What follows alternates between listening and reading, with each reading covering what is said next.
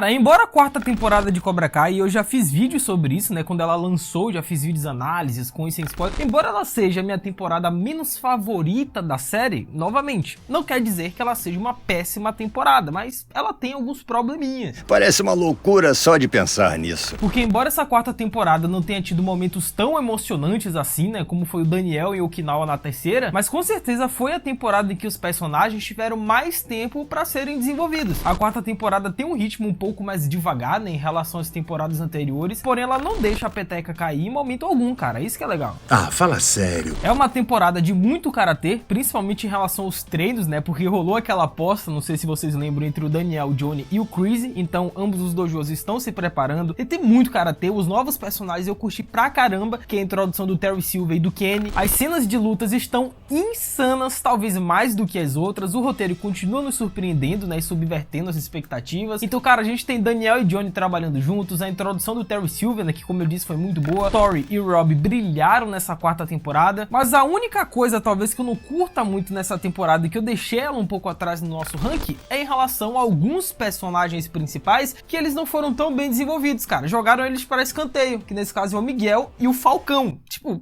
cadê esses dois nessa temporada? Como é que é? Cara, a gente tá falando de dois dos melhores e mais queridos personagens da série Cobra Kai, e eles mal apareceram nessa quarta temporada, a importância, o impacto deles, né, tirando um ou outro momento, é quase que zero, velho. Meio dramático, não é? Agora, uma coisa que já era manjada nessa temporada e que eles retornaram com esse arco, e eu particularmente não curti tanto, que é a amizade entre Johnny e Daniel, né, eles tentando se ajudar, e que claramente não vai dar certo. Vale lembrar que a quarta temporada começa exatamente de onde a terceira parou, então não teremos um gap de uma temporada para outra, né, embora aquelas crianças tenham crescido absurdamente, mas essa união do Johnny e do Daniel é algo que a série já vem tentando desde a terceira temporada, né, com o Tango e o Cash, quem lembra? E como já era esperado, Johnny e Daniel tiveram muitos conflitos durante essa temporada, né, embora eles tentassem se ajudar, porque a filosofia de ambos os personagens, ambos os dojos, eram completamente distintas, porque enquanto o Miyagi-Do era mais passivo, mais da paz, o Presas de Águia é o Johnny, radical. Nada mal. Então como é que você combina esses dois estilos sem não ter nenhum tipo de divergência? É praticamente impossível, cara. Agora, com certeza, Rob Keane e Thor Nichols foram talvez os grandes destaques no núcleo dos adolescentes dessa temporada, né, cara? Eles que foram ignorados, negligenciados na temporada anterior, mas que agora, na quarta, eles brilharam. Isso não é verdade. Porque uma das coisas que eu não tinha curtido na temporada anterior é que eles resolveram muito fácil os problemas da Tori Nichols. Porque parem pra pensar comigo, a mina foi expulsa do colégio, tinha que cuidar da mãe que tava doente junto com seu irmão, ela tinha que trabalhar dobrado pra poder pagar as contas de casa, e enquanto tudo isso ainda tinha um karatê rolando. Ou seja, além de por natureza ela já ser uma personagem bem interessante da gente acompanhar em tela, e a gente queria ver mais isso, mas cara, ela tem tantas camadas, ela tem tanto background, que finalmente eles desenvolveram a Tori Nichols. Tem razão. Aqui a gente pode entender melhor a situação da personagem, a gente percebe que a mina, ela tem que fazer o corre pra poder cuidar da casa e da sua mãe, e a química dela com o Rob é sensacional nessa temporada. Afinal, são dois personagens que tiveram criações semelhantes, né? Ao contrário da Samantha insuportável Larusso, que nessa temporada, nossa, ela tava no auge da insuportez. Não sei nem se existe essa palavra insuportez, acabei de criar. Mas eu não gostava da cena nessa temporada, não. Beleza. Mas, fora isso, obviamente não deixa de ser uma ótima temporada de Cobra Kai. Isso daqui é o Tio Geek caçando pelo em ovo, porque eu tenho que colocar alguma temporada em último lugar. Mas é uma boa temporada, tá? Ah, fala sério. E é justamente isso que iremos ver no ranking de hoje, tá? Todas as temporadas de Cobra Kai, da pior a melhor. E já comenta embaixo, né, qual a sua temporada favorita e aquela que você menos curte. Quero saber a opinião de vocês.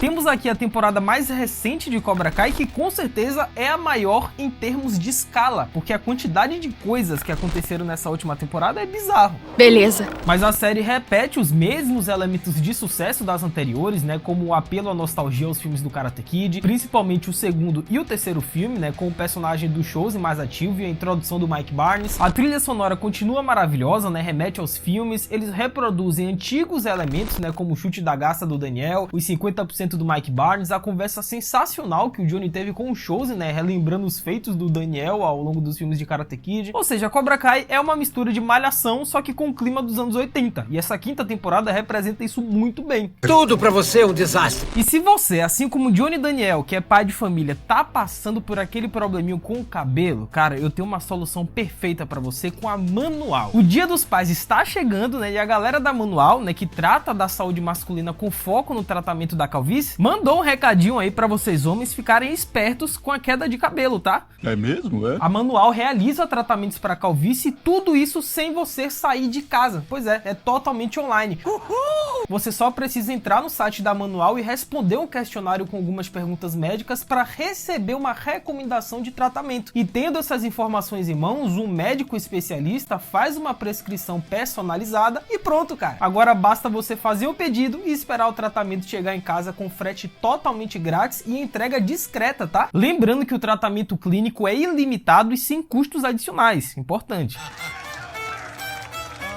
Como eu disse, né, são tratamentos discretos, comprovados com praticidade e segurança, seguido de um acompanhamento médico sempre que você precisar. Lembrando, é claro, né, que o tratamento ele precisa ser feito de forma contínua e você começa a ver resultados a partir do 4º mês de uso, conforme a sua prescrição médica. Quando eu comecei o tratamento com a Manual, eu estava confiante que ia aparecer resultados.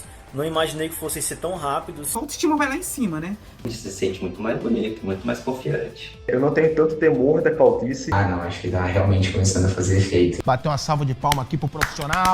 A galera da Manual me mandou alguns produtos que com certeza eu vou usar, porque o Tio Geek já tá com mais entradas aqui. Afinal, o tratamento para queda de cabelo não é só para quem já é super calvo não, tá? É tanto para os casos iniciais quanto para os mais avançados da calvície. Não, o meu caso aqui, tá, do Tio Geek não é tão avançado assim, mas eu já tô percebendo que eu tô com as entradas aqui. Eu vou usar a Manual uma hora ou outra, não tem como. Eu também. E se você clicar aí embaixo, tá, no primeiro link da descrição que eu vou estar deixando e utilizarem o meu cupom, que é MG, cara, você vai simplesmente ganhar 40% off no seu primeiro pedido da Manual. Cara, 40% é quase metade do preço. Vão por mim, meus amigos. O problema da queda capilar é descomplicado quando tratado com a Manual. Você já sabe, tamo junto. E essa temporada continua subvertendo expectativas, cara. É o que eu digo, a série Cobra Kai, ela é muito menos previsível do que a franquia de filmes Karate Kid. Então o Terry Silver, por exemplo, finalmente fidelizaram o Terry Silver como o grande vilão de toda essa série Cobra Kai. Porque ao espancar o Arraia, comprar o árbitro, colocar fogo na loja do Mike Barnes, quase matar o Chozen e destruir o casamento do Daniel, faz do Terry Silver o grande vilão de toda essa história. Porque até a 4ª temporada, o Terry Silver, ele passava a impressão de ser um anti-herói. Ou seja, ele fazia as maldades, é claro, mas em prol de uma grande causa. Já na 5ª temporada, esquece. Ele é mal porque ele tem que ser mal, tá ligado? Ainda mais agora que o Chris, ele tá preso. Parece uma loucura só de pensar nisso. E pra você não se tornar uma pessoa maléfica, como é o caso do Terry Silver, vocês têm que deixar voadora no like aí embaixo. E vocês são as melhores pessoas do mundo. Deixa a voadora, se inscreve no canal, ativa o sininho e me segue lá no Insta, tá? @LucasMGeek. Quem me seguir por lá, eu vou estar seguindo de volta e ainda por cima trocando uma ideia, cara. Tirou o print aqui da tela, me marcou lá, @LucasMGeek. Vou te seguir de volta e ainda trocar uma ideia. Olha que maravilha.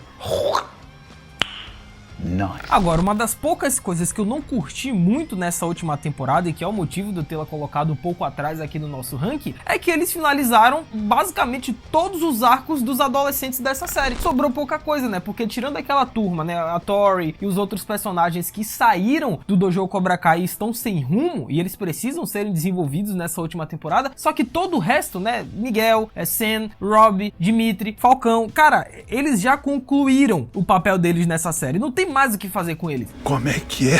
Então o Miguel finalmente conheceu o pai, né, que era algo que ele buscava há muito tempo. Ele se reconciliou com o Rob, que era a grande rivalidade da série. Ele disse que ama a Sen, ficou feliz que o Johnny vai ter um filho com a Carmen. Ou seja, o Miguel não tem mais propósito nessa série. Eles não deixaram perguntas do Miguel para serem respondidas na última temporada. E o mesmo serve pro Rob, que tá firme e forte no karatê juntamente com a Tori, né? E com certeza, pelo que a gente viu nessa temporada, o Falcão, ele vai querer uma revanche com o Kenny lá no Mundial, tá? No Sekai Taikai, fiquem de olho aí. Nada mal. Mas eu gostei que o Anthony foi importante nessa temporada, né? Finalmente, ele é um bom personagem. Ele e sua irmã Sen finalmente interagiram juntos, porque até agora na série parecia que os dois nem sequer eram irmãos. Eu gostei que a Sen lidou com seus demônios internos nessa temporada, né? Ela até entrou no tanque de privação sensorial a la Eleven de Stranger Things. A Tori, eu achei ela meio jogada nessa temporada, né? Porque tirando o arco dela com o Chris e a cena fantástica, né, dela descarregando a raiva no molde de pedra, mas fora isso ela não tinha o que fazer fazer, o que é uma pena, porque a personagem da Tori é uma das que tem mais camadas a ser explorada entre os adolescentes. O Miguel também é outro personagem que eu achei que jogaram ele para escanteio. Ele não teve tanto desenvolvimento, tanto destaque assim como vinha tendo nas temporadas anteriores. O Rob a mesma coisa, porque tirando aquele arco dele com o Johnny no México, o Rob praticamente não teve importância também. Isso não é verdade. O Falcão, como eu disse, foi ok nessa temporada. O Dimitri também não tinha muita coisa o que fazer. Agora já os novos personagens, né, o desenvolvimento deles, aí sim foi bem interessante, cara. Principalmente o Kenny, né, que nessa temporada se firmou como um dos melhores lutadores da série, além de ter contracenado ótimos momentos ao lado do Terry Silver, cara. Olha,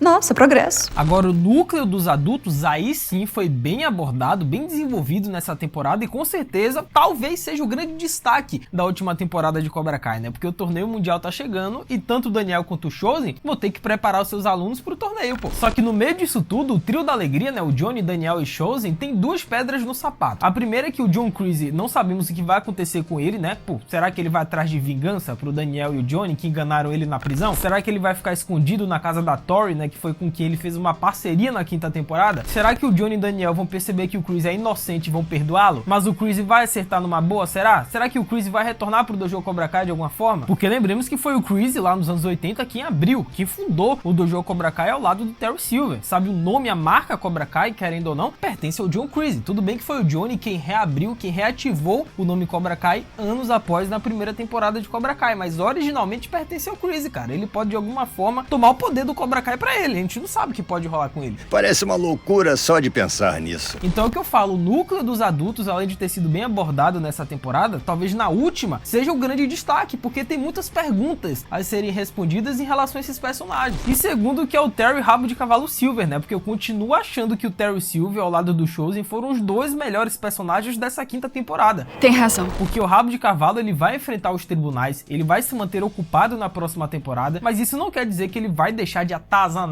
a vida do Johnny e principalmente Daniel. Então será que o Terry Silver de alguma forma ele vai conseguir sair da prisão? Será que ele vai retornar pro núcleo ali dos personagens? Porque, gente, convenhamos, né? Uma pessoa com dinheiro, com poder, com a influência do Terry Silver, ele não vai ficar muito tempo preso lá na cadeia. A gente sabe disso. Então será que de alguma forma ele vai se unir com o Kreese, já que eles, né, o inimigo do meu inimigo é amigo? Eu acho que é assim, eu não esqueci. Mas, pô, o Kreese, ele tá pé da vida com a cara do Johnny e do Daniel, quer acabar com a vida deles. O Terry Silver também quer acabar com a vida do Johnny e Daniel. Então já imaginou se o Terry Silver e o Kreese reafirmam, eles reatam essa amizade, essa dupla, essa parceria na última temporada?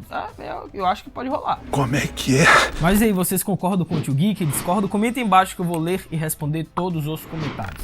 Cara, a segunda temporada de Cobra Kai eu gosto muito dela porque ela segue basicamente o mesmo ritmo da primeira. E só por isso já é muito bom. Ou seja, eles apostaram novamente na nostalgia, as intrigas entre Daniel e Johnny se intensificaram, o núcleo jovem começou a ser melhor trabalhado. É quase que a mesma coisa da primeira, né? Afinal, nessa época, Cobra Kai ainda pertencia ao streaming do YouTube. Ah, fala sério. Porém, essa segunda temporada é onde a série começou a se sentir confortável consigo mesmo. Então eles trouxeram de volta o John Kreese, né? Que foi algo que acrescentou mais rivalidade e apostas à série. E o relacionamento de Johnny com Miguel foi muito bem desenvolvido. Sendo que a rivalidade do Cobra Kai com o Miyagi-Do parece que finalmente se restabeleceu após vários anos, né? Porque com o retorno do John Kreese, que foi o fundador original do Dojo Cobra Kai ao lado do Terry Silver, meio que começaram aquelas intrigas novamente, né? Que a gente tinha visto por último lá nos anos 80. Como é que é? Então o drama e as histórias entre os aborrecentes continuam interessantes, com Sen preso em um triângulo amoroso entre Miguel e Rob, bem como uma ótima introdução da Tori, né? Que é uma das melhores personagens. E é claro, muito karatê, né? Mas não só isso, porque nessa segunda temporada tivemos a melhor cena de toda a série, na minha opinião, que foi o plano sequência da escola. Cara, se vocês verem o vídeo de bastidores, né? A produção, o trabalho que eles tiveram para poder reproduzir essa cena no plano sequência é maravilhoso, é sensacional. E pra mim até hoje, a gente já tá indo pra sexta temporada, mas até hoje continua sendo a melhor cena da história dessa série chamada Cobra Kai. E aí, vocês concordam? Discordam do Tio Geek? Será que eu tô cheirando Nescau aqui? Cara, eu amo essa terceira temporada de Cobra Kai. Durante muito tempo ela foi minha favorita, né? Só que aí repensando um pouquinho na hora de fazer o roteiro desse ranking, aí eu lembrei de outra temporada, mas cara, a terceira, no quesito nostalgia, ela talvez tenha sido a melhor de todas. Nada mal. Personagens bem desenvolvidos, enredos convincentes, cenas de luta épicas e participações especiais e referências de cair o queixo. Cara, a terceira temporada oferece tudo isso de sobra. E algumas das melhores e mais impactantes cenas de luta ocorrem ocorre nessa temporada. Isso tudo fora o desenvolvimento do núcleo jovem, né, que foi sensacional, principalmente a mudança do Falcão, porque ele abandonou, né, o seu lado valentão, implacável e arrogante, né, que quebrou o braço lá do Dimitri, e agora tá de volta ao lado gentil e atencioso. Tem razão. E as participações especiais dessa terceira temporada, o momento do Daniel lá em Okinawa, aí tem a Kumiko, aí tem o Chosen, aí tem lá a Ali, né, a Elizabeth Shue lá que tava, né, dando colo pro Homelander. Ou seja, foi uma temporada mega importante e completa, cara. Tem tudo nessa terceira temporada, absolutamente tudo. Gostei. Agora você tá falando a minha língua. Porém, a única coisa que a terceira temporada de Cobra Kai não tem, e que foi o principal motivo de eu tê-la colocado em segundo lugar e não em primeiro, é o fator novidade, impacto, porque eu não fui tão impactado nessa terceira temporada como eu fui pela primeira temporada de Cobra Kai, que é o primeiro colocado aqui no ranking. Não tem como, velho. Pra mim, nenhuma outra temporada captou tão bem a essência da série quanto a primeira. A temporada está repleta de retornos brilhantes, personagens convincentes, humor irônico e, é claro, muito karatê, cara. Beleza. Sendo que essa primeira temporada também fez o impossível, que era tornar o Johnny Lawrence um personagem simpático, né? Dando ao seu personagem uma quantidade surpreendente de profundidade e uma atuação brilhante do William Zabka. Cara, quando Cobra Kai saiu no stream do YouTube, ninguém botava fé, né? A galera realmente achava que não era necessário uma continuação do Karate Kid. Só que aí a série estreou e sim, era necessário uma continuação do Karate Kid. Cara, roteiro simples, personagens simples, situações simples porém convincentes, muito karatê, aquela nostalgia dos anos 80, cara, é sensacional. Essa temporada daí é pé no chão e pra mim é disparada a melhor da série Cobra Kai. Nada mal. E é o que eu disse antes, o fator novidade, querendo ou não, me impactou muito pra eu decidir colocá-la aqui em primeiro lugar, né? Porque quando anunciaram que iria surgir uma série chamada Cobra Kai, que seria uma espécie de continuação dos filmes lá de Karate Kid, a gente não sabia muito bem o que esperar. É o que eu disse, a gente achava que não precisava de uma série do Cobra Kai com o tal do Johnny Lawrence lá do primeiro filme. O que é que eles vão fazer? E aí, quando estreou lá no stream do YouTube e a gente viu o carisma da história, o carisma dos personagens e o potencial, aí não tem outra, cara. A Netflix ficou de olho, ó, venha, comprou os direitos de Cobra Kai. E o resto é história. Tem razão. Mas aí, vocês concordam ou discordam do Tio Geek? Qual a sua opinião? Qual a sua temporada favorita de Cobra Kai? Comenta aí embaixo que eu vou ler e responder todo mundo. É isso, até a próxima, valeu, falou e fui!